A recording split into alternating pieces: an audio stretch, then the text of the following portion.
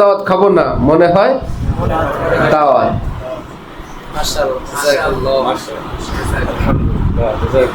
অপরের প্রতি সুধারণা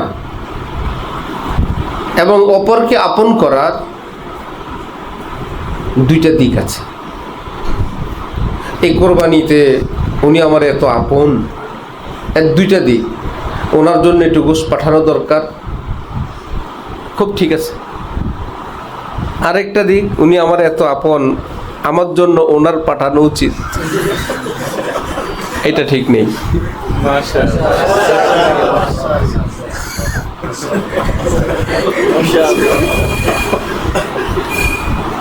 বুঝে আসছে?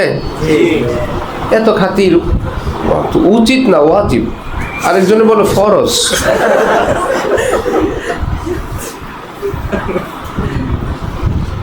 অমুকের সঙ্গে আমার এত খাতির, আমার অনুষ্ঠানে, আমার বাড়িতে তাকে দাওয়াত দেওয়া উচিত। ওকে, যত ভাবতে পারো। ওনার অনুষ্ঠানে আমাকে দাওয়াত দেওয়া উচিত, এই ভাবনা নাজায়েজ।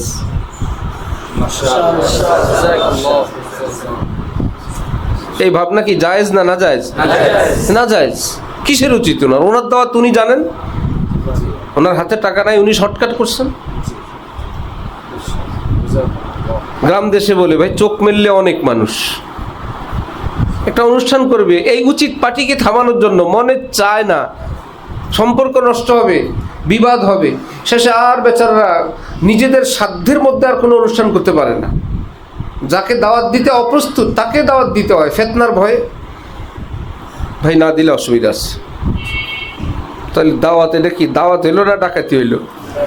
না দিলে অসুবিধা আছে। দাওয়াত না দিলে অসুবিধা আছে।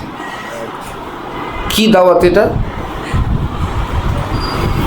হযরত ওয়ালা করাচি একবার একজনের উপর নারাজ হয়েছেন, পরে সেই বেচারা আবার খেতে বসছে। হযরত এখনো রাজি হন নাই তার উপরে, তো খাইতে বসছে। হযরত হ্যাঁ ভাই, ঠুসলো ঠুসলো।